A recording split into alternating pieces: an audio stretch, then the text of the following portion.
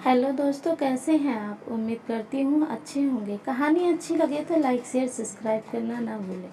उसकी आंखों से निकलते आंसू उसके दर्द को बयां कर रहे थे। आज फिर सौम्या नितिन के ऑफिस जाते ही दरवाज़ा बंद करके किसी से फ़ोन पर बात कर रही थी। अलका जी की आदत थी सुबह नाश्ते के बाद एक छोटी सी झपकी लेने की, पर आज निधि ने उन्हें अपने काम में उलझाए रखा था, इसलिए वो जाग रही थी। उन्हें बड़ा अजीब लगा कि नितिन के ऑफिस जाते ही उनकी नई नई बेली बहू दरवाज़ा बंद करके इतनी देर भला किससे बात कर रही है। दरअसल निधि ने 11वीं में स्वैच्छिक विषय में गृह विज्ञान ले रखा था और उसी के गृह कार्य के लिए टोपी या दस्ताना कुछ भी बुनकर लाना था। चूँकि 2 दिन बाद ही टीचर को बनाकर दिखाना था, इसलिए निधि पिछले 2 दिन से अपने माँ के पीछे पड़ी हुई थी कि सिखा दो। जब उन्होंने उसे मीठी झिड़की देते हुए कहा कि जब मैम क्लास में समझा रही थी तब तू क्यों नहीं समझी, तो निधि ने बड़े प्यार से उनके गले में बाहें डालते हुए लाड से कहा, माँ टीचर जो सिखाती हैं अगर उसके अनुसार बनाती तो सबका कॉमन हो जाता, इसलिए मैं आपसे सीख कर बनाऊंगी ताकि सबसे अलग बने और खूबसूरत भी, और मुझे ग्रेड भी सबसे अच्छा मिले। अच्छा, तो इसलिए माँ को इतना मस्का लगाया जा रहा है। उन्होंने निधि के गाल पर प्यार से थपथपाते हुए कहा। फिर वो ऊन और सलाइयाँ लेकर निधि को उल्टा सीधा घर बिठाना सिखाने लगी। फिर जैसे उन्हें अचानक कुछ याद आया, वो बोल पड़ी, जा निधि बेटा, अपनी भाभी को बुला ला, उसे भी नहीं आती है बुनाई।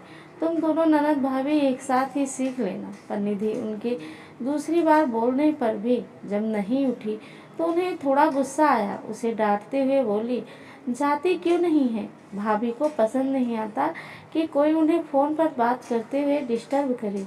निधि ने कहा तो अलका जी को बड़ा अजीब लगा कि इतनी देर किससे बात करती है सौम्या। पहले सोचा अपनी मामी से करती होगी या फिर अपनी छोटी बहन से, फिर एक बार की ख्याल आया कि ज़रूर दोनों से मेरी चुगली करती होंगी। फिर अपने इस ख्याल पर खुद ही मुस्कुरा उठी कि सौम्या ऐसा क्यों करेगी भला, क्योंकि उनके और बहू के बीच कम समय में ही अच्छा सामंजस्य बैठ गया था। खुद अलका जी बहुत ही खुले विचारों वाली महिला थी, तो उनके साथ एडजस्ट करने में सौम्या को कोई मुश्किल नहीं हुई थी। सौम्या और नितिन की शादी के 2 महीने ही तो हुए थे और इतने कम समय में अलका जी और निधि को सौम्या ने बड़े प्यार से अपना लिया था।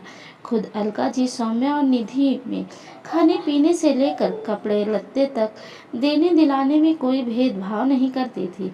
तो बंद दरवाजे के पीछे सौम्या किससे बात कर रही थी और क्या बातें कर रही थी, ये उत्सुकता जब बढ़ गई तब अलका जी ने खुद सौम्या को बुलाने के लिए उसके कमरे की ओर रुख किया, तो सौम्या के कमरे से आती सिसकियों ने उनके पैर रोक दिए।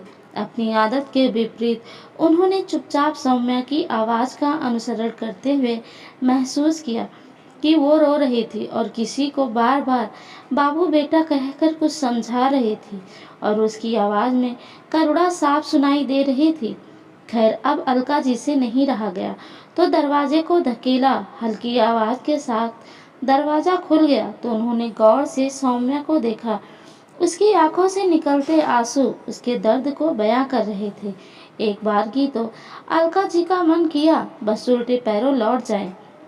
शायद सौम्या को अपने घर की याद आ रही हो, पर तभी उन्होंने सौम्या को कहते सुना, बाय बेटू, फिर बाद में बात करती हूँ। तो अलका जी की उत्सुकता और बढ़ गई। एक शरारती ख्याल ये भी मन में आया कि कहीं बहू अपने किसी एक्स बॉयफ्रेंड से न बात कर रही हो। ये मुआ बाबू बेबी बेटा सभी नामों से आजकल सोना बाबू बॉयफ्रेंड और गर्लफ्रेंड को बुलाने का चलन है। कहीं सौम्या अपने उसी बाबू से तो नहीं बात कर रही थी। फिर सोचा, ना ना, ऐसा नहीं हो सकता, क्योंकि सौम्या और नितिन को उन्होंने आपस में बहुत खुश देखा था। यहाँ तक कि जब नितिन घर होता तो सौम्या उसके आगे पीछे ही लगी रहती थी और नितिन भी उसे कहाँ छोड़ता था। वो कई बार दोनों को छेड़ भी देती कि तब हनीमून खत्म हो गया है, पर तुम लोग अभी भी ऐसे एक दूसरे के आसपास मंडराते रहते हो कि जैसे चांद और चकोर। उनके छेड़ने पर सौम्या एकदम शर्मा कर लाल हो जाती। और नितिन बात संभालते हुए कहता, वो क्या है माँ, दिन भर ऑफिस में रहता हूँ, इसलिए शाम को थोड़ा वक्त तुम्हारी बहू के साथ बिता लेता हूँ। नहीं तो तुम शिकायत करोगी कि मैं उसे वक्त क्यों नहीं देता। फिर सौम्या ने कई जगह जॉब के लिए एप्लीकेशन दे ही रखा है, तो आज ना कल उसे नौकरी मिल ही जाएगी। फिर उसके पास भी वक्त कहाँ होगा मेरे साथ बिताने का। नितिन की बात पर वो हंसते हुए कहती है, ठीक है बेटा, और देखना मेरी बहू को नौकरी जल्दी ही मिल जाएगी। आखिर शादी के पहले भी वो नौकरी करती ही थी। वैसे अलका जी बेटे बहू के आपस में प्रेम से बहुत खुश रहती थी। उनकी गृहस्थी की बगिया सौम्या के आने से और भी नई खुशबू से महमाने लगती थी। ओफो, मैं भी कहाँ विषय में भटक कर पति पत्नी के रोमांस वाली बातों में ज़्यादा रुचि लेने लगी। चलिए अब पुनः कहानी के मुख्य धारा की ओर रुख करते हैं। सौम्या की भीगी आंखें देखकर अलका जी अपनी उत्सुकता नहीं दबा पाई और पूछ बैठी। सौम्या की सकपकाहट से ये अलका जी को कुछ समझ नहीं आ रहा था। उन्होंने अपने स्वर को यथासंभव मुलायम बनाते हुए पूछा, बहू तुम्हारी आंखों में आंसू क्यों हैं? तुम इतनी देर से किससे बात कर रही थी? सब ठीक है ना? अब सौम्या से नहीं रहा गया तो वो हिचकियां लेकर रोने लगी। अलका जी ने उसकी पीठ पर हाथ फेरा और बहू को बैठ जाने को कहा। तभी निधि भी आ गई कमरे में और यूं अपनी भाभी को रोता हुआ देखकर जिज्ञासा भरी आंखों से अलका जी की ओर देखा तो उन्होंने उसे इशारे से पानी लाने भेज दिया। तब तक सौम्या भी कुछ संभल चुकी थी। अलका जी को दोबारा पूछने की जरूरत ही नहीं पड़ी। सौम्या ने अपने आप ही बताना शुरू कर दिया कि वो अभी अपनी छोटी बहन अनन्या से बात कर रही थी। उसकी शादी के बाद उसकी मामी और उनकी दोनों बेटियां अनन्या को बहुत परेशान करने लगी थी। उससे कस कर काम लेती हैं और कोसती भी रहती हैं। एक तो बिना माँ बाप की, ऊपर से तेरी बहन भी अपना बोझ, अपनी जिम्मेदारी हम पर छोड़ गई। जब तक सौम्या थी तो अपनी तनख्वाह की एक निश्चित रकम वो सैलरी मिलते ही मामी के हाथ में रख देती और पैसे मिलते ही मामी की बाछी खिल जाती थी। पर उसे ब्याह कर बिलासपुर से धनबाद आना पड़ा तो नौकरी छोड़नी पड़ी। सौम्या ने सोचा था कि शादी के बाद जब दोबारा काम शुरू करेंगी तो अपनी छुटकी को भी उसी शहर के कॉलेज में एडमिशन करा के हॉस्टल में रख देगी। एक साथ एक छत के नीचे ना सही, पर दोनों बहनें एक शहर में तो रहेंगी। पर उसके ससुराल आने के बाद से ही अनन्या पर उन सब का अत्याचार बहुत बढ़ गया था। कसकर काम लेने के अलावा अब वो लोग उसे घर से निकल जाने को भी कहने लगे थे।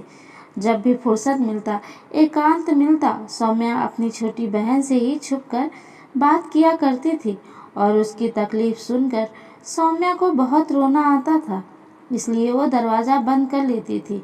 अब अलका जी की समझ में सारा माजरा आ चुका था कि क्यों उनकी सलोनी सी बहू की आंखें पनियाली हैं।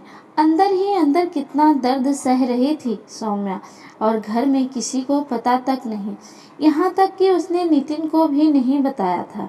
दरअसल आज से 5 साल पहले सौम्या जब स्नातक की फाइनल ईयर में थी तब उसके माता पिता का एक विवाह समारोह में शामिल होने गए थे।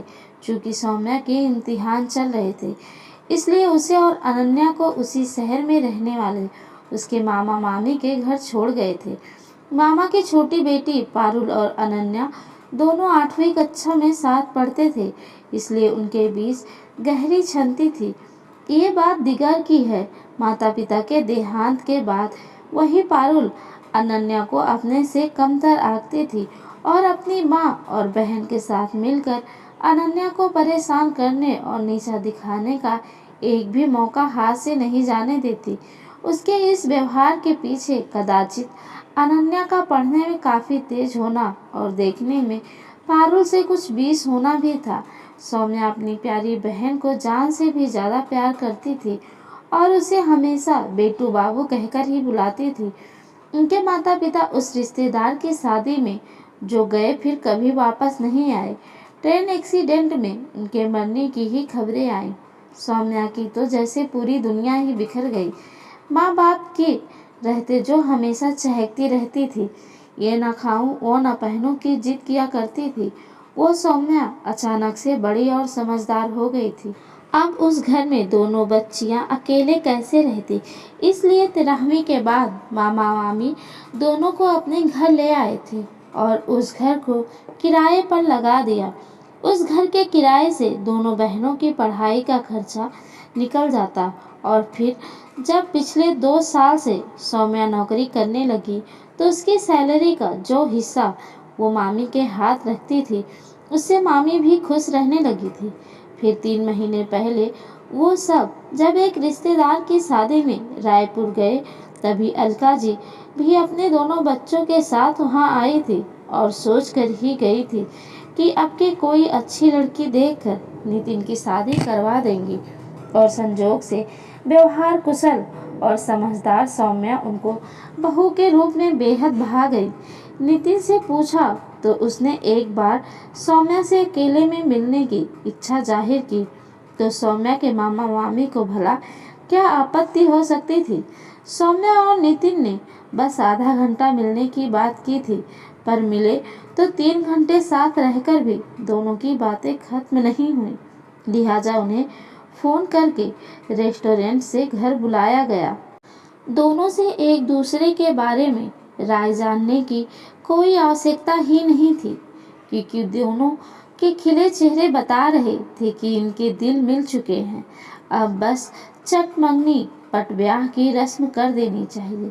शादी से पहले ही सौम्या ने स्पष्ट कर दिया था कि वो आगे भी नौकरी करती रहेंगी और हर महीने अपनी तनख्वाह से कुछ रकम वो अपनी मामी को भेजती रहेंगी ताकि अनन्या की परवरिश उन्हें बोझ न लगे। उसकी स्पष्टवादिता अलका जी और नितिन को बहुत पसंद आई थी। अलका जी समझ गई थी कि इतनी सुलझी हुई लड़की अगर घर में बहू बनकर आ रही है तो उन्हें अब नितिन की चिंता करने की जरूरत नहीं है। आज अलका जी अपनी दुलारी बहू की आंखों में आंसू देखकर बहुत विचलित हो गई। बिना माँ बाप की इस बेटी पर उन्हें इतना प्यार आया कि उसे देर तक सीने से लगाए संतवाना देती रही। तब तक निधि भी पानी लेकर आ गई थी।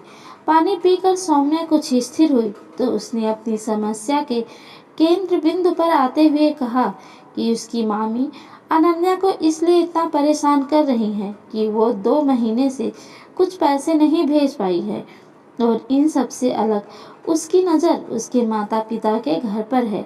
वो तो सौम्या की शादी के वक्त से ही उस घर को बेच देना चाहती थी ताकि दहेज का इंतजाम हो सके, पर नितिन के घर वालों की तरफ से कोई दहेज वहेज की मांग तो थी नहीं, सो उनकी मनसा पूरी ना हो सकी तो अब अनन्या को तरह तरह से सता रहे हैं। उसे घर से निकालने की बात भी इसलिए कर रहे हैं ताकि सौम्या वो घर उनके नाम कर दे। मामा मामी के दबंग स्वभाव से इतना डरते हैं कि उनकी गलत बातों का भी कोई विरोध नहीं कर पाते। आज सुबह से उन्होंने अनन्या को नाश्ता तक नहीं दिया। वो भूखी होगी वहाँ और मैं यहाँ आराम से खा पी रही हूँ। बोलते बोलते फिर से सौम्या को रुलाई आ गई। अब तक अलका जी एक निर्णय ले चुकी थी। वो थोड़ी देर के लिए निधि को लेकर बाहर चली गई, उससे बात किया। निधि की सहमति जानकर फिर उन्होंने नितिन को फ़ोन लगाया। दोनों बच्चे की तरफ से निश्चित होने के बाद उनके चेहरे पर एक अपूर्व शांति थी। वो सौम्या के कमरे में जाने को हुई और पीछे से निधि को 2 कप चाय बना लाने को कहा। वो अब जब कमरे में गई तो सौम्या फिर से फ़ोन पर अपनी बहन को समझा रही थी। तुम फिक्र मत करो बाबू, मैं मामी से बात करती हूँ और 1-2 दिन में मैं अपनी सासू माँ से पूछकर वहाँ आने की कोशिश करती हूँ। अनन्या बेटा, आप अपना सामान बांध लो, हम 2 दिन बाद तुम्हें लेने आ रहे हैं। जब तक सौम्या और अनन्या कुछ समझती, उन्होंने सौम्या से उसकी मामी का मोबाइल नंबर मांगा। सौम्या यंत्र चलित सी उनको मामी का नंबर बताने लगी। तब तक निधि भी चाय लेकर आ गई तो अलका जी ने कहना शुरू किया, बहू तुम भी तैयारी कर लो, हम कल शाम की गाड़ी से अनन्या को लेने जा रहे हैं। अब से वो यहीं रहेगी हमारे साथ निधि के कमरे में, उसके रहने का इंतजाम कर दो। यह सुनकर निधि भी बहुत उत्साहित नजर आ रही थी। अनन्या उसकी हम उम्र थी और शादी के वक्त छोटी सी मुलाकात में दोनों सहेली बन गई थी। और एक दूसरे को सोशल मीडिया, इंस्टा वगैरह पे फॉलो भी करना शुरू कर दिया था। पर नितिन सौम्या का वाक्य अधूरा छोड़कर ही अलका जी बोल पड़ी, मेरी नितिन से बात हो चुकी है। कल शुक्रवार है और आगे उसकी शनिवार रविवार की छुट्टी है। मैंने उसे हम चारों का और वापसी में 5 टिकट को बोल दिया है। बस तुम खुश रहो, इतने में तुम्हारा पैतृक मकान भी हम किराए पर लगा देंगे। यह घर जैसा तुम्हारा है वैसा ही अनन्या का भी होगा। सुनकर सौम्या एकदम भावुक होकर अलका जी के गले लग गई। रुधे गले से इतना ही कह सकी, थैंक यू माँ। आज सौम्या की आंखें मुस्कुरा रही थी, जिसे ऑफिस से आते ही नितिन ने छेड़ दिया। अरे वाह, आज तो ये आंखें मुस्कुरा उठी। सौम्या कुछ ना बोलकर सिर्फ उसके गले लग गई। इधर अलका जी भी भावुक होकर निधि और सौम्या दोनों को गले लगाते हुए बोली, अब से मेरी 3 बेटियां हैं और मैं। नितिन ने मजाक किया तो सब खिलखिलाकर हंसने लगे। अलका जी के इस निर्णय से घर में सब बहुत खुश थे। सबसे ज्यादा तो निधि चहक रही थी। ट्रेन में बैठे हुए अनन्या से मिलने की खुशी के साथ वो अलका जी के बारे में सोच रही थी कि कैसी जीवंत महिला है, कितने अच्छे से संभाल लिया परिस्थितियों को। अलका जी के निर्णय और सौहार्द भरे व्यवहार ने एक बार फिर से साबित कर दिया कि माँ बस माँ होती है। उनसे अपने बच्चे तो क्या, दूसरे बच्चे को भी दुख नहीं देखा जाता। कहानी अच्छी लगे तो लाइक ज़रूर करिएगा और कमेंट भी करिएगा। धन्यवाद।